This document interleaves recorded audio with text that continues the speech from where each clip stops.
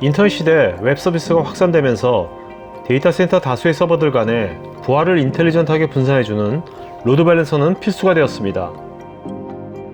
하이브리드 멀티클라우드 시대에는 온프리미스와 AWS, 애저, GCP 같은 클라우드들을 네트워킹 시켜주고 스마트한 앱 운영을 도와주는 새로운 로드 밸런서의 개념이 필요하지 않을까요?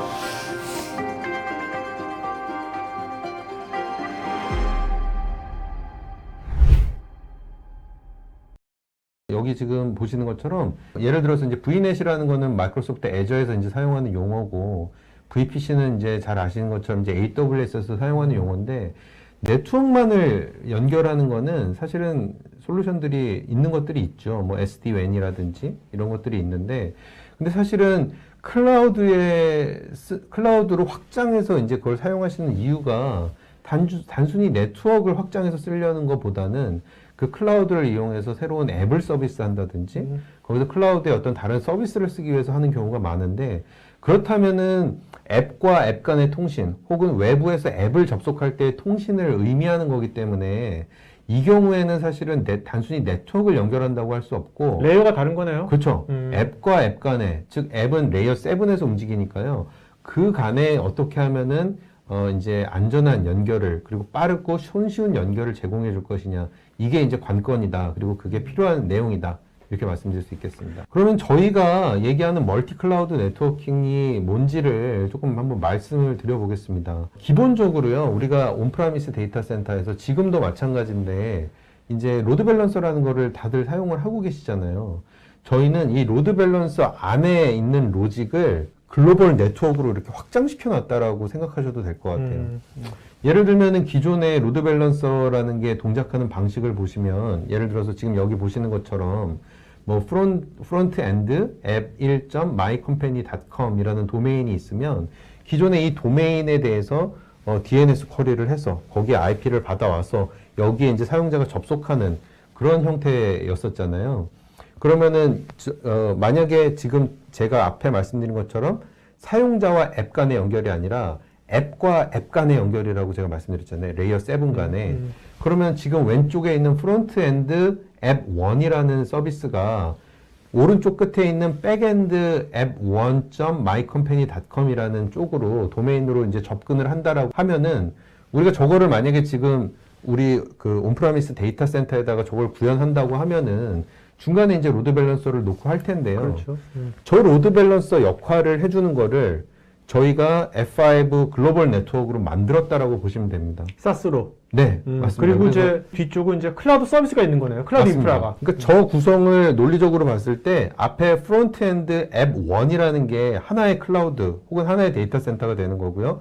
뒤쪽에 있는 백엔드 앱 1이라는 게 또 하나의 클라우드가 된다라고 보시면 됩니다. 그리고 저 중간에 ADC라고 되어 있는 부분, 저 부분을 F5가 지난주에 말씀드린 것처럼 오버레이 형태로 서비스를 SaaS 형태로 제공해 준다라고 보시면 될 것 같습니다. 그래서 여기에서 이제 간단하게 이제 플로우를 설명을 드리면, 그래서 왼쪽에 보시는 게 일단 기존의 데이터 센터라고 보시면 되는데요. VMware일 수도 있고 VMware가 아닐 수도 있습니다. 여기서 제가 VMware라고 표시를 했지만, 그래서 왼쪽을 그냥 일단 일반 데이터 센터다.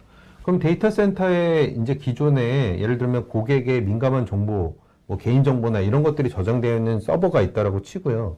그 다음에 프론트엔드에 있는 혹은 백엔드에 있는 서비스를 그거를 클라우드로, 멀티 클라우드로 옮기고 싶다라는 그런 요구사항이 있다라고 이제 가정을 해보겠습니다. 이걸 저희가 멀티 클라우드 네트워킹으로 어떻게 해결할 수 있는지.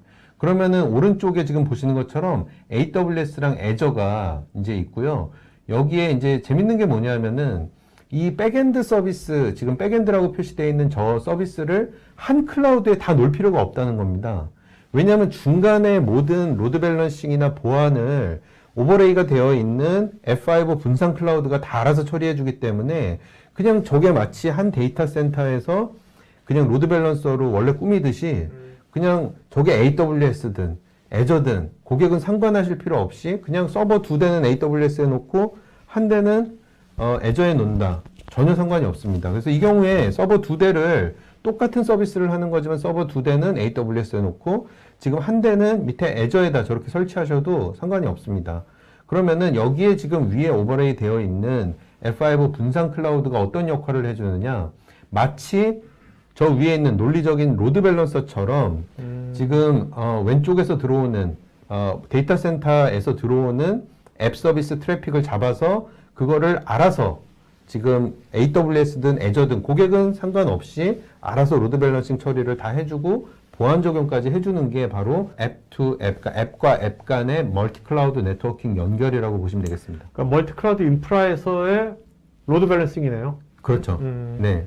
그래서 이렇게 되면은 실제 기존에 만약에 저게 없다라고 중간에 저런 걸 해주는 게 없다라고 생각하면은 굉장히 복잡해집니다. 왜냐하면은 기존에 온프라미스 데이터 센터에 있는 앱이 만약에 AWS와 애저에 있는 어떤 특정 서비스랑 통신을 하려면 이 중간에 암호화 처리도 일단 신경을 써야 되겠고요. 그 다음에 로드 밸런싱을 어떻게 할지. 왜냐하면 완전히 두 개의 다른 클라우드이기 때문에 대개는 이런 경우에 서비스를 한쪽으로 몰아버릴 수밖에 없습니다. 그러면 지난주에도 말씀드렸지만 서비스를 한쪽으로 몰게 되면 무슨 문제가 발생하냐면은 이 한쪽의 클라우드에 어떤 문제가 발생하거나 어떤 가용성의 이슈가 발생하거나 장애가 나거나 이렇게 되면은 실제로 그럼 그 서비스가 그냥 다 다운돼 버리는 거죠. 그럼 실제 멀티 클라우드의 효과가 좀 반감이 되는 거죠. 하지만 만약에 중간에 저희 분산 클라우드 서비스 같은 것들이 딱 들어오게 되면 오버레이 형태로 들어오게 되면은 실제 이거를 AWS 다루고 애저 다루고 이렇게 처리하는 게 아니라 그냥 하나의 고객이 기존에 갖고 있던 하나의 그냥 논리적인 데이터 센터처럼 처리해버리기 때문에 고객은 그냥 이 멀티 클라우드의 환경을 이점만 고객은 쓸 수 있는 거죠. 그 앱을 F5의 디스트리뷰 클라우드 오버레이에다 던져주기만 하면 그 다음에 그렇죠. 얘가 알아서 해주는 거죠. 그렇죠. 저희가 알아서 다 처리해주고 로드 밸런스 하는 거죠. 예, 가까운 곳에 고객이 저희가 이제 기존의 데이터 센터에서 얘기하던 GSLB 같은 것도요. GSLB라는 게 이제 사용자가 가장 가까운 곳에서 이제 접근하게 만들어주는 DNS 레코드를 조작해서요. 그렇게 하는 건데 지금 저희가 글로벌 네트워크를 가지고 있기 때문에 거기에서 그런 것까지 다 처리가 되는 거죠. 그래서 고객은 최소한 앱 딜리버리 그리고 앱 보안 이거에 대해서는 저게 들어가는 순간 별로 신경 쓸 필요가 없어지는 겁니다. 본인들은 기업은 앱의 개발에만 집중할 수 있게 됩니다. 그래서 제가 이제 데모를 한 가지 좀 보여드리려고 하는데요. 아마 이게 굉장히 일반적인 환경의 데모라고 생각이 됩니다. 만약에 이제 멀티 클라우드를 쓰신다고 했을 때 외부에서 사용자가 들어온다라고 하면은 AWS에 예를 들어서 프론트엔드 서비스를 두고요. 그 다음에 마이크로소프트 애저 클라우드에 백엔드 서비스를 둔다라고 제가 가정을 한번 해보겠습니다. 그럼 사용자 트래픽이 이제 들어와서 프론트엔드 서비스는 AWS이기 때문에 AWS로 먼저 들어가야 되고요. 그 얘기는 뭐냐면 AWS에 있는 서비스는 외부에 이제 알려져야 되는 거죠. 외부 DNS에 등록이 되고요. 그러면 사용자들은 저 서비스를 접속하기 위해서 AWS 쪽으로 이제 들어오는 거고요. 그 다음에 저 AWS는 백엔드 서비스에 접근하는데 저거는 백엔드 서비스는 사용자가 직접 접속할 필요는 없고 저 프론트엔드 서비스만 접속하면 되는 거죠. 그러니까 프론트엔드 서비스 AWS에서 백엔드 서비스까지는 굉장히 시큐어한 사설 네트워크만 연결이 되면 되는 겁니다. 저건 외부에 오픈될 필요가 없는 것이죠. 저때 저희가 이제 뭘 사용하냐면 F5 분산 클라우드의 멀티 클라우드 네트워킹을 사용할 겁니다.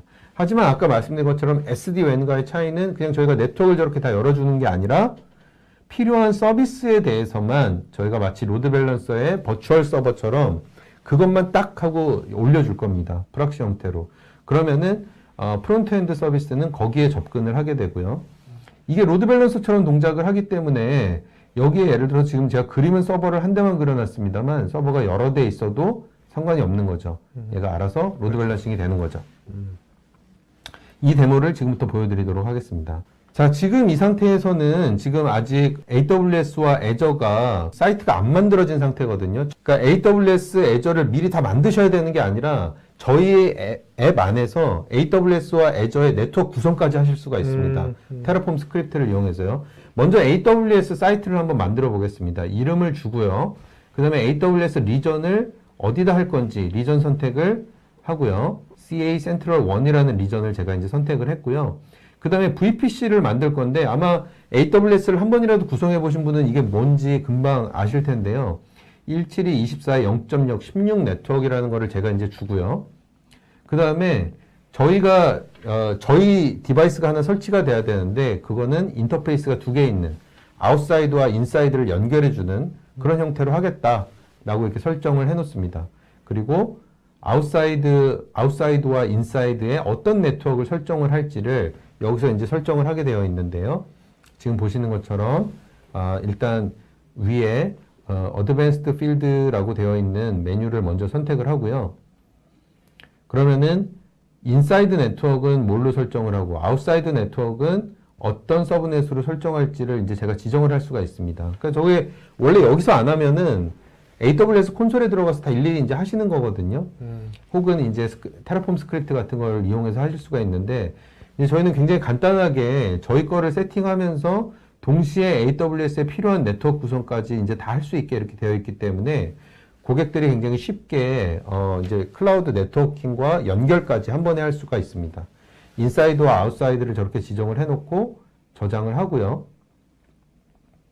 그 다음에 이것을 적용, 어플라이 하고요. 그러면 일단 AWS의 네트워크 구성은 이제 끝난 거고요. 그 다음에 AWS의 고객 계정으로 접근해서 저걸 실행을 해야 되니까 저기에다가 고객의 AWS 계정 정보를 등록할 수가 있습니다. 저희 솔루션에. 그 다음에 인스턴스는 어떤 걸로 할 거냐? 저는 t3.xlarge라는 걸로 하고 어플라이를 누르면 저렇게 그냥 만들어진 겁니다. 저게 AWS의 그 필요한 네트워크들을 다 만들어주는 거고요. 어플라이 버튼을 누르면 한 수분 정도가 지나면은 저렇게 자동으로 만들어지고 저게 온라인으로 올라오게 됩니다. 이제 AWS는 끝난 거고요. 그다음에 애저를 똑같은 방식으로 이제 만드는데요. 애저는 VPC라고 안 하고 이제 VNet이라고 하죠.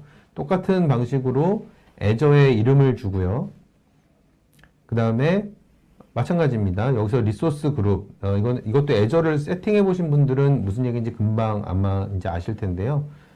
애저 VNet 사이트라고 이제 제가 리소스 그룹 이름을 주고요. 그 다음에 리전, 애저의 리전을 어디로 할 건지, 여기는 이스트 US 리전을 제가 선택을 했고요. 그 다음에 VNet, 아까 VPC에 네트워크를 준 것처럼 VNet에 어떤 서브넷을 할당할지 설정을 하고요. 마찬가지 저희 인스턴스가 들어가는데 인터페이스를 몇 개로 할 건지 그 다음에 이제 선택하게 되어 있는데 마찬가지 인사이드, 아웃사이드 양쪽에 두 개의 서브넷을 연결할 수 있는 그런 인스턴스로 이제 연결을 하고요. 네, 그 다음에 인사이드에는 무슨 네트워크, 아웃사이드에는 무슨 네트워크를 줄지를 이제 저기서 이제 설정을 합니다. 그래서 이제 리전에 어베일러빌티 존, 애저에 어느 어베일러빌티 존을 쓸지를 설정을 한 다음에 서브넷은 인사이드 네트워크의 서브넷은 192.168.32.0 그리고 인터넷 쪽이 연결되는 아웃사이드 인터페이스의 서브넷은 19168.33.0으로 하겠다라고 하고 저장하고 나면은 네, 그 다음에 이제 뭐 방화벽 정책 같은 것들을 추가적으로 줄 수가 있는데요. 여기에서는 그거는 스킵을 하도록 하겠습니다. 그 다음에 아까 AWS를 설정했을 때랑 마찬가지로 역시 이것도 이제 백엔드 단에서는 테라폼 스크립트가 돌면서 API로 애저나 AWS에 접속하는 거거든요. 그래서 고객의 애저 접속 정보를 여기에 미리 넣어놓으면 저렇게 접속이 되고 사이즈는 뭘로 할지 VM 사이즈는 그렇게 하고 누르면 똑같이 어플라이라고 뜨고요. 제가 저기서 어플라이를 누르면 또 애저의 네트워크 세팅과 필요한 세팅이 다 끝난 겁니다. 벌써 한 5분 정도 사이에 AWS와 애저에 필요한 네트워크와 저희 솔루션 설치까지 다 끝난 거고요. 그러니까 F5 사스에서 다 모든 게 다 끝나네요. 네. 저기서 이제 AWS와 애저 네트워크 설정까지 끝난 거고 지금 저렇게 보시면은 두 개의 사이트가 이제 새로 설치가 된 걸 보실 수가 있습니다. 자, 이제 제가 로드 밸런싱을 L7만 허용한다 그랬잖아요. 그러니까 HTTP 로드 밸런서 메뉴에 가서 나는 로드 밸런싱을 설치할 거야. 근데 아까 프론트엔드 앱은 AWS에 있었고요. 백엔드 앱은 애저에 있었습니다. 그러니까 애저 쪽에서 로드 밸런싱을 하는 로드 밸런서를 지금 설치를 해야 되는 거죠. 자, 로드 밸런서 이름을 제가 여기에다가 이제 먼저 주고요. From AWS to Azure. 그러니까 AWS에 있는 앱이 백엔드 애저로 접속하니까 이름을 제가 이제 저렇게 준 거고요. 그 다음에 도메인은 사실 외부에 지금 광고될 도메인은 아니죠, 저게. 백엔드에 그렇죠. 있는 게 아니 프론트엔드에 있는 게 백엔드만 접속하면 되니까 그러니까 내부에서 사용할 수 있는 인터널 도메인을 주고요. 그 다음에 프로토콜은 HTTP로 하고 그 다음에 실제 서버, 오리진 서버라고 하는 거는 지금 애저에 있는 백엔드 서비스니까요. 거기에서 이제 그 서버를 제가 선택할 겁니다. 그 서버를 선택하는 방법은 제가 여기서 이름을 주고요. 애저에 있는 오리진 서버다. 그리고 그 서버의 IP, 그 서버의 IP를 여기에다 설정을 하도록 하겠습니다. add 아이템을 눌러서 네, 저기서 IP를 기반으로 설정하겠다 라고 하면 이제 서버의 IP를 내가 직접 입력하겠다라고 제가 선택한 거고요. 192, 168, 32.6 저렇게 IP를 제가 주고 나면요. 그 다음에 저거는 아까 제가 만든 애저 사이트를 만들었지 않습니까? 거기에 속해 있는 IP다 라고 저렇게 알려주기만 하면 됩니다. 네, 그 다음에 저장 하고 그러면은 이제 실제 서비스가 올라가 있는 오리진 서버 설정이 된 거고요. 그 다음에 포트 서비스할 포트는 몇 번이냐? 내부 간에 지금 통신이니까 저희가 443이 아니라 80으로 지금 서비스를 하도록 제가 설정을 했고요.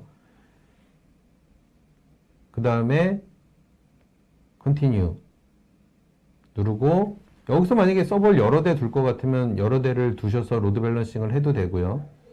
그 다음에 add item 이제 설정이 다 끝났습니다. 여기서 이제 저장을 하면 되고요. 네, 여기서 이제 VIP, 그러니까 AWS가 접속할 때 그 버추얼 IP죠. 로드 밸런서에 이걸 어떻게 할 거냐? 지금 이거는 둘 간에만 통신이기 때문에 그거를 인터넷에 지금 알릴 필요는 없는 거죠. 그 버추얼 서버 도메인을 아까 demo.internal이라고 한 거를 이제 인터넷에 DNS로 등록할 필요는 없잖아요. 이거는 그렇죠. 둘 간에만 통신이기 때문에 기본적으로는 인터넷에 다 알리게 돼 있는데 그러지 말고 난 이거 둘 간의 사설 통신이야. 그러면 Advertise Custom이라는 메뉴를 누르면은 이거는 사설로 처리할 거야. 이 도메인은 이렇게 설정을 할 수가 있습니다. 그래서 들어가서 그러면 누구랑 누구 간의 사설 통신인데? 라고 얘가 이렇게 물어봅니다.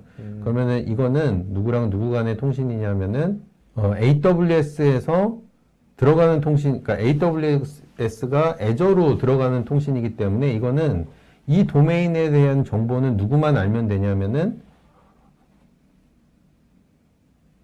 AWS만 알면 되는 거죠. AWS만 이 도메인 정보를 알면은 얘만 접속할 거니까요. 그러니까 자연스럽게 이렇게 되면 나머지는 다 접속을 못 하게 되는 겁니다.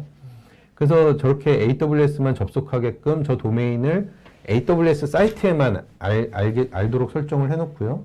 이러면 이제 설정이 다 끝났습니다. 그 다음에 저장을 하면은 로드 밸런서 설정이 이제 다 끝났습니다. 이렇게 하면은 둘 간에 이제 통신이 된 거고요. 그 다음에 저기서 제가 컬로 한번 접속 테스트를 해보면 엔터를 딱 치면은 이렇게 그냥 접속이 됩니다. 이게 뭐 데모상으로는 굉장히 간단하게 보입니다만 실제로 지금 여러분들이 보고 계신 게 뭐냐면은 전혀 다른 환경을 가진 AWS와 애저의 둘 간의 네트워크 연결뿐만 아니라 L7 로드 밸런싱 연결까지 처리를 해준 겁니다. 마치 지금 그냥 한 테스트 장비에서 올려서 테스트한 것처럼 굉장히 간단하게 보입니다만 지금 이 과정이 두 개의 멀티 클라우드를 실시간으로 L7 기반으로 연결해 줬기 때문에 지금 마치 한 장비에서 테스트하는 것처럼 이렇게 보실 수가 있는 겁니다. 이거를 이런 식으로 안 하고 옛날 방식으로 했으면 이게 얼마나 걸릴까요? 이걸 데모로 만든다면? 이거를 옛날 방식으로 하려면 일단은 두 개의 AWS랑 애저 간을 연결하려면 대개는 많이 쓰는 방식이 현재 저희 같은 걸 안 쓴다면 VPN을 많이 쓰거든요. IPsec VPN 같은 걸 많이 쓰는데 그렇게 되면 일단 VPN을 구동할 수 있는 방화벽이 됐든 서버가 됐든 그거를 양쪽에 일단 설치 먼저 해야 되고요. 이제 설치하면은 그 VM에 대해서 일단 내가 돈도 내야 되죠, 일단. 그리고 거기 올라가는 소프트웨어에 대해서 소프트웨어도 상용을 쓰면 내가 돈 내야 되죠. 그거 다 설정해야 되죠. 그 다음 터널이 맺어져야 되죠. 그리고 VPN 터널이 맺어지고 나면은 거기에 대한 유지보수나 이런 것도 내가 이제 다 해야 되는 거고요. VPN 터널은 굉장히 IPsec 같은 건 무겁기 때문에 그걸로 인해서 성능 저하나 이런 것들이 오는 경우들이 있습니다. 그래서 그것도 내가 다 고려를 해야 되고요. 그리고 만약에 클라우드나 이런 것들이 많아지면은 VPN은 기본적으로 1대1 통신이거든요. 이게 멀티로 이렇게 무슨 이더넷처럼 이렇게 연결이 되는 게 아니기 때문에 그것도 내가 트래픽 플로우를 다 생각을 하고 디자인을 해야 됩니다. 그냥 간단히 말씀드리면 굉장히 복잡합니다. 그러니까 오래 걸리고요. 이런 식으로 데모는 못 만들겠네요. 만들 수는 현실적으로. 있지만 이제 좀 굉장히 오래 걸리겠죠. 네, 네, 힘들고. 네, 네. 세상에 뭐 이것만 방법이 된다 이런 건 없지만 아마 들으시는 분들이 판단을 하실 겁니다. 그래서 다른 방법이 있지만 이게 그러니까 이렇게 멀티 클라우드를 네트워크로 연결하고 L7으로 연결하는 게 기업의 핵심 비즈니스는 아니잖아요. 그 핵심 비즈니스를 잘하도록 도와주는 그렇죠. 주변 내용이지. 근데 내가 핵심 비즈니스도 아닌 거에 사람과 인력과 돈과 시간을 투자해서 한다면 할 수도 있겠죠. 근데 그게 과연 옳은 방법인가? 이렇게 쉬운 방법도 있는데 라고 이제 저희는 이제 말씀을 드리는 거죠.